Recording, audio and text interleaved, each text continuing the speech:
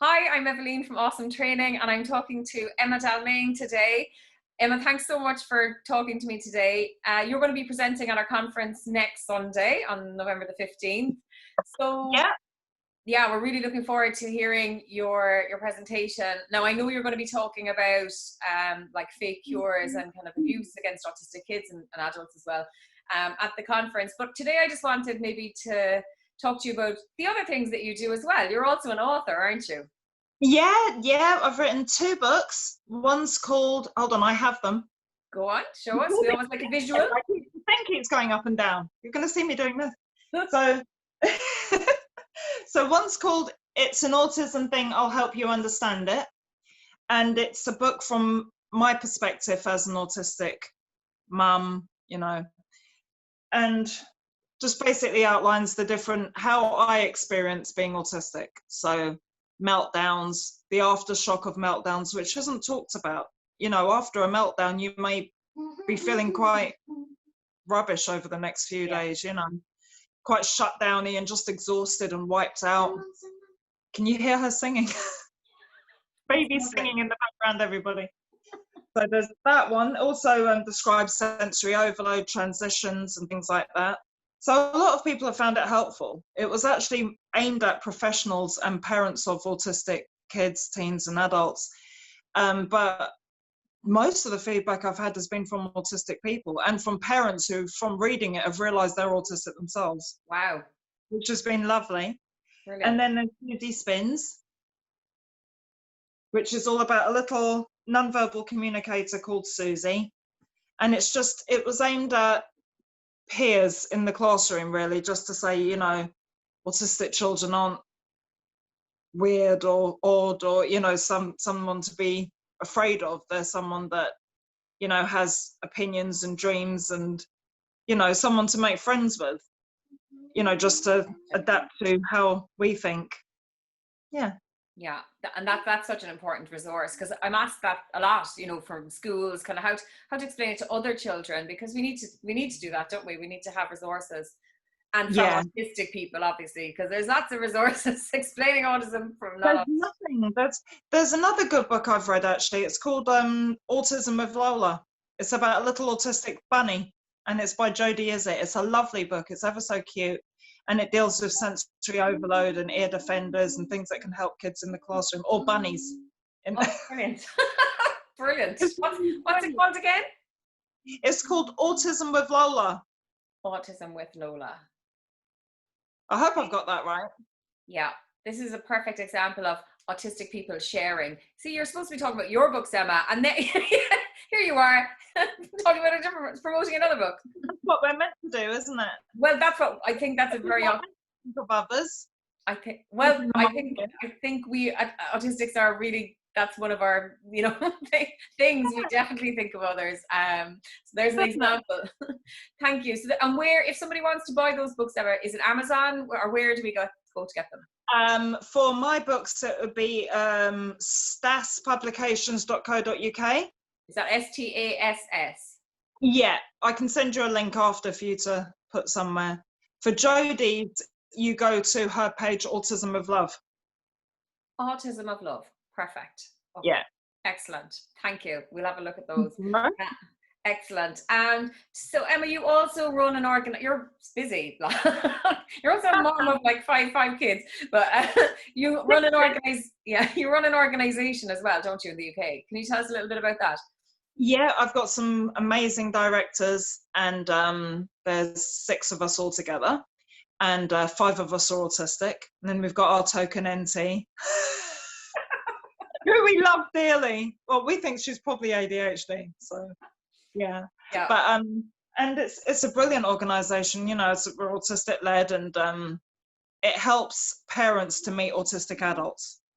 It gives them an idea of things that their children could be involved in when they're older. We've got attendees. We don't have an age limit apart from our new Saturday group, but we don't have an age limit apart from that. So you've got little ones that are pre-diagnosis right the way up to teens, and then adults. So the parents are meeting autistic adults and teens, and the little ones are seeing big people that are just like them, and it's lovely. you know, I think it was so needed. And our groups are mainly accessed by home educators, because a lot of us, you know, the schools, if you get a good school, you're lucky, put it that way. Yeah. You really, really are. Yeah, you're very lucky if you get a good school. Yeah. So a lot of our children are falling through the cracks. They're considered too high functioning to fit in, which is why functioning labels are such a problem. Yeah. Well, they're just ridiculous anyway. You know, if you measured any human being, we all function differently and different in the one Exactly. day. Yeah, we're individuals, and every individual is going to have specific needs and support needs and different capabilities, and so all of that. But we run groups and social groups. We go out for meals and things with the parents and the adults, and we have parties, sensory friendly parties. Yeah. And we campaign and we protest against anti-vax and quackery. And yeah, in fact, it was a year ago yesterday that I was over in Waterford with Mackie. Oh, wow. Yeah, protesting the Open Minds conference outside Dooley's Hotel. Wow. Is that a year ago already? Yeah, this year. Year ago. Yeah. Yeah. Year ago. I shared all the posts on the page Autistic Inclusive Meets Community Group it is. Wow. Yeah, there's just so much nonsense out there about autism. Even the other day, I've been doing a few radio interviews to promote the conference, and so I got a phone call after I did one of the radio interviews from a very concerned man who would like to, you know, tell me about autism. So he told me, you know, basically how all these scientists, top scientists all over the world had, you know, found out that radiation causes autism. And, you know, I just let him talk for a bit. And it's just, you know, you can't advocate every day on that. I just was like, okay, thanks very much. And he was just, you know, and then he was like telling me the name of a film. And I just said, I have no interest in watching it. Thanks very much. Goodbye. But, you know, it's like I'd just been on the radio promoting. Promoting acceptance, and someone comes on with that. It's disgusting, isn't it? You know, yesterday I just had to laugh. I couldn't do anything else really. I think sometimes, you know, sometimes you actually can't, you know, you just can't let the ignorance get to you. Like it does some days, but other days, yesterday was just a good day. I was just like, I can't. I don't know where I'd even start with this conversation. Yeah. You know. I know. So there's a lot of that. Did you see the recent piece in the Mirror I did, where I went undercover as a mum, Petra. I had to wear I had to have my hair all covered up. I had glasses with with plain glass in them, because everyone knows me by this. It was horrifying, you know, the advice that I was given for my little pretend daughter, Ray. Ray was 8 and nonverbal. And I was given the advice that if Ray is tearing at her skin with her teeth and, you know, she's really distressed, I'm just meant to walk off and leave her. Because she's doing it to manipulate. You see, that's all ABA, isn't it? Yeah. It's so and ignoring and but it's horrible. just so wrong, you know. I mean, in any relationship, if one person is, you know, acting like they need attention, the best thing is probably to give it to them. You know, yeah. This idea of ignoring someone's suffering. They're trying to communicate their distress. You don't just walk off and leave them like that. It's terrible. It is. It's awful. It is. Oh, there's just so much stuff that we really, and I think that the more autistic people, and I've seen a huge there's a big increase in autistics, I think, kind of speaking out in autistic events and autistic led training and things like that over the past few years. And it's brilliant, you know, because it definitely is building momentum. It is. I really hope your conference can be in real life next year. I was so looking forward to seeing everybody. I know. I had like a picture of us all sitting around after having chats and the night before, and chilling out together. Yeah, it just because it is so important for us.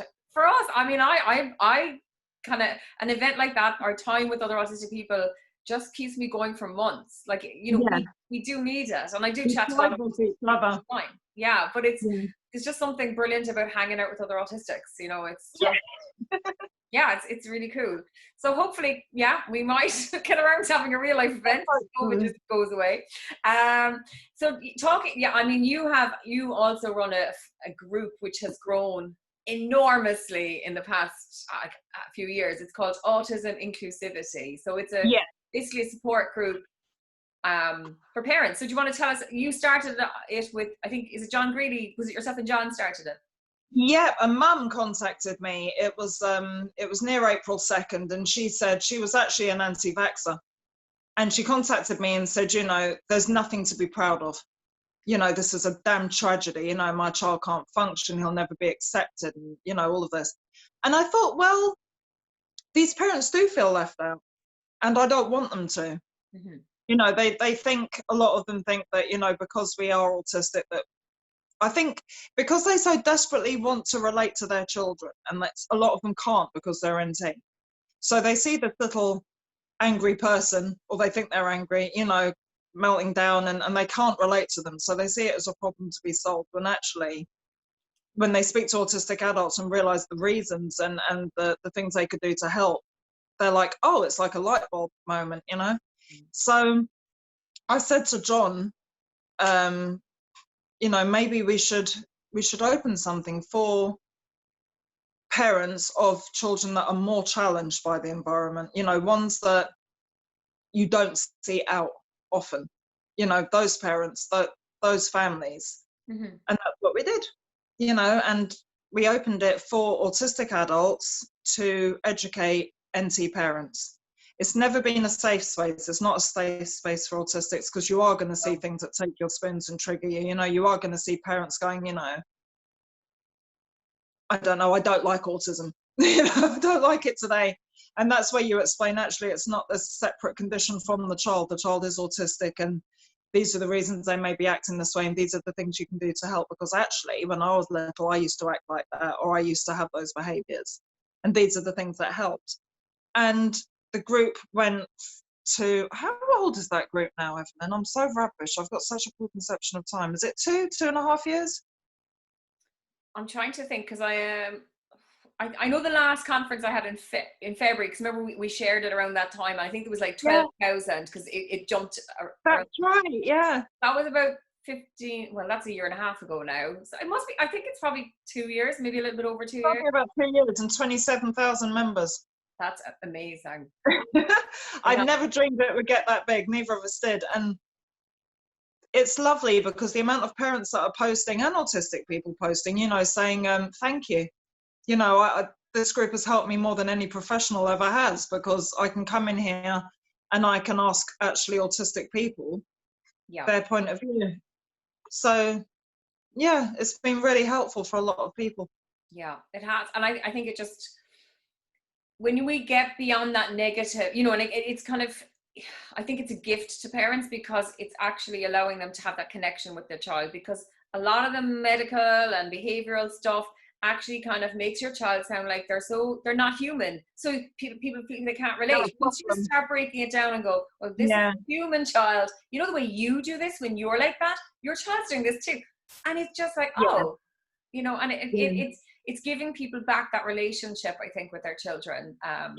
If you go, I've always said it, when your child is thought of as autistic or diagnosed as autistic, there's two things you can do. You go on Google, and there's two ways. You either go down heavy metal detox, this, sweet Jesus, my child is, you know, afflicted with this terrible disorder, and they're, you know, chewing on things because they've got immune deficiencies and vitamin deficiencies, so we need all these supplements, and we need to do this and we need to do that, and they didn't get enough oxygen at birth, so they need HBOT and all this rubbish. When actually you just need to accommodate and understand and include and nurture. And the thing is, you've got a child who already has communicational issues, and, you know, issues with boundaries and the environment, the sensory constant you know, attack. And what's recommended? Compliance behavior training.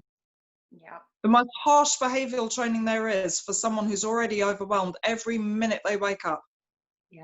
Makes no sense. So you can either go that route, or you can go the route of being educated by people that are autistic. That's it.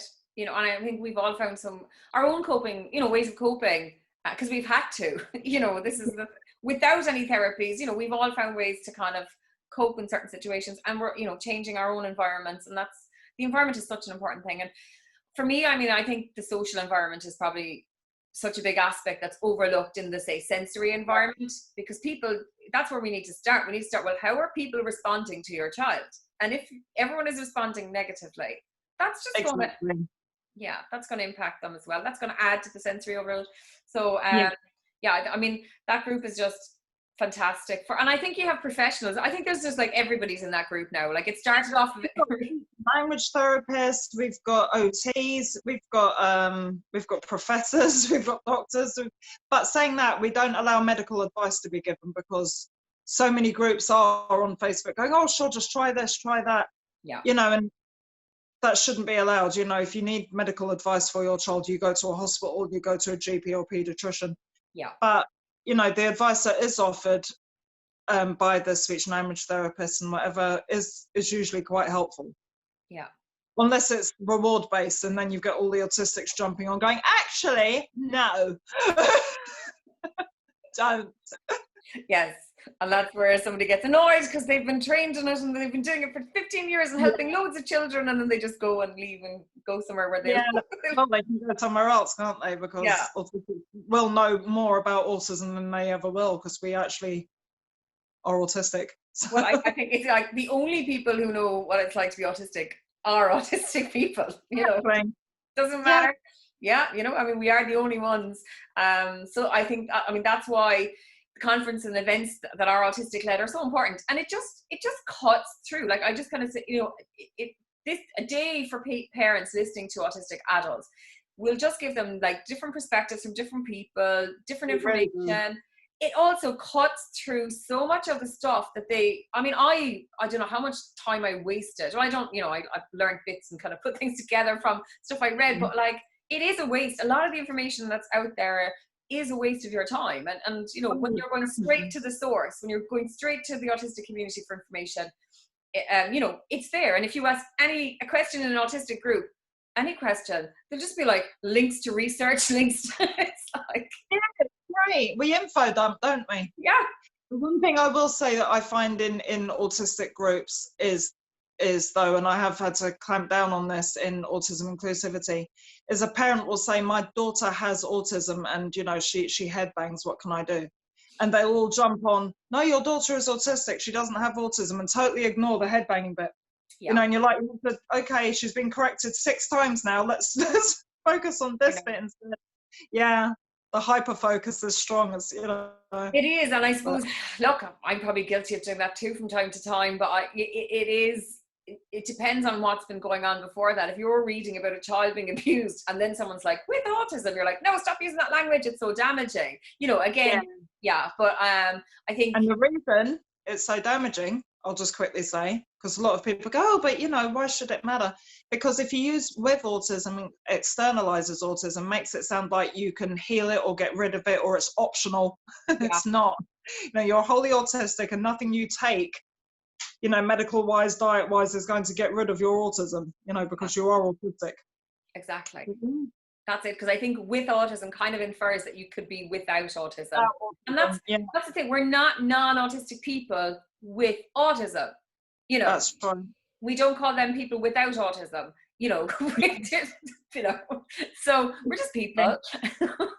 Yeah, and any language is really, really important. But yeah, look, I mean, when I was diagnosed first, I was calling myself an Aspie and all sorts of things, you know. But I learned more, and I for me, it was about accepting myself a lot more.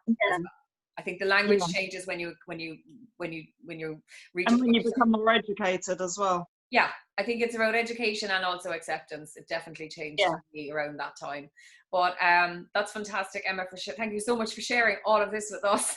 You're welcome. I'm looking forward to your presentation on Sunday. I know it's a really difficult topic to discuss abuse. But it is, and you should definitely put, I know you'll put a trigger warning on it because some people might find it quite harrowing, but it is important to see what children are being abused with and what parents are being hoodwinked into using.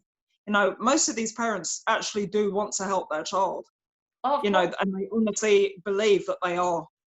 Yeah, and that's the sad part. It's like parents are another set of victims, you know, led to believe, and they're harming their children.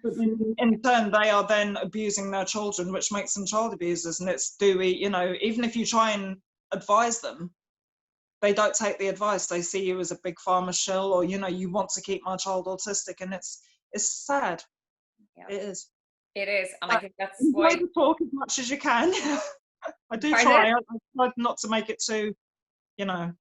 No, I think you dealt with it very sensitively. It's a hard topic, but I mean, you know, we talked last conference as well. I talked about kind of autistic rights and abuse, and you know, I mean, the people, it was difficult. We had people in tears during it. We, you know, different things because, but I think I always think it's like when I read someone's story of abuse, I went through a phase of reading lots of books and someone asked me like, why? And I was going, because these people deserve their story to be heard. Yeah, yeah. You know, Have you read A Child Called It by David Peltzer? Oh, I read that book, A Child Called It. Yeah. That was one of them. I'd forgotten the name of it. Yeah. Yeah, that's, oh God. That was, yeah, because around that time I started reading all those books. Yeah, that's usually the first one people read is that one. That was it. And then there was an Yeah. Irish book, Ma, He Sold Me for a Pack of Cigarettes, which I read afterwards. It's horrific. It's really just, yeah, we won't even go into it, but it's, yeah, I don't know. That started it actually. But I think it's important we listen to people's stories because we need to learn from these stories as well, you know, and it is hard to listen to, and we do feel uncomfortable, and, you know, but people often turn a blind eye when something feels uncomfortable. Oh, definitely. Yeah, and I think that's why, you know, if we all keep doing that, well, then abuse is going to continue. You know, we need to pay attention to it. We can't keep turning a blind eye and pretending it's not there. So yeah, it'll be a great conference, I'm sure. And like that, it's just, you know, people need to know what happens in the autistic community, and unfortunately abuse is a big part of being autistic. Definitely. And if I'd turned a blind eye 5-6 years ago when I started seeing all that abuse that I didn't know about and hadn't said anything, you know, the parents wouldn't have been reported, and cracks wouldn't be being outed over here anyway. Yeah, so. And so many people, I suppose, are aware of it now because of you being public about it. And it's not easy. I know. I talk about ABA. I've had lots of doors shut on me, and you know, people saying all sorts of things. But you know, speaking out about abuse is what changes things, Emma. So I think, exactly. Yeah, somebody has to. Right. So listen, thank you so much for taking the time to chat to me today. You're very welcome. If people want your books, it's stasspublications.co.uk, and that's STASS. Brilliant. Yeah. Excellent. And AIM, you're on social media, you're on Facebook and Twitter with AIM. Yeah, it's Autistic Inclusive Meets. If you wanted to Google us, we've got we're on Twitter, YouTube, Facebook, Insta, TikTok, we're everywhere. And Autism Inclusivity on Facebook. Do come and say hello. Brilliant. Come and join. But come slowly. We don't want another 27,000. You know what? It happens when I join a mummy group, you know, and say, you know, if you want advice from autistic people, join. Oh my goodness, we get so many within minutes. It's scary. Wow. But it's good. You know, it's good that they want to hear, but it's also like, oh, you have to put up a warning. You know, these parents are coming from a warrior group and may use with autism, has autism, hates autism, puzzle pieces, and it's, oh God. I know. So grateful for the autistic people in the group that help advise. Yeah. It can be very stressful. I know it can be. I because I'm in the group sometimes, and like it's wonderful, but like sometimes it is the same kind of questions over and over. Yeah, over and over. Yeah, but I mean, look, it's important. It's a way of changing people, and I think again, it's another example of how, you know, a group of people who are often accused of not having empathy or understanding other people. You know, we give so much of ourselves, you know, to help others. I think it's another example of it, and it's important that we point out those examples because, you know, we're dealing with all this kind of nonsense about who we are all of the time. Exactly. Brilliant. Emma, thank you so much for joining me, and I'll see you Sunday. Excellent. Thank you. Bye.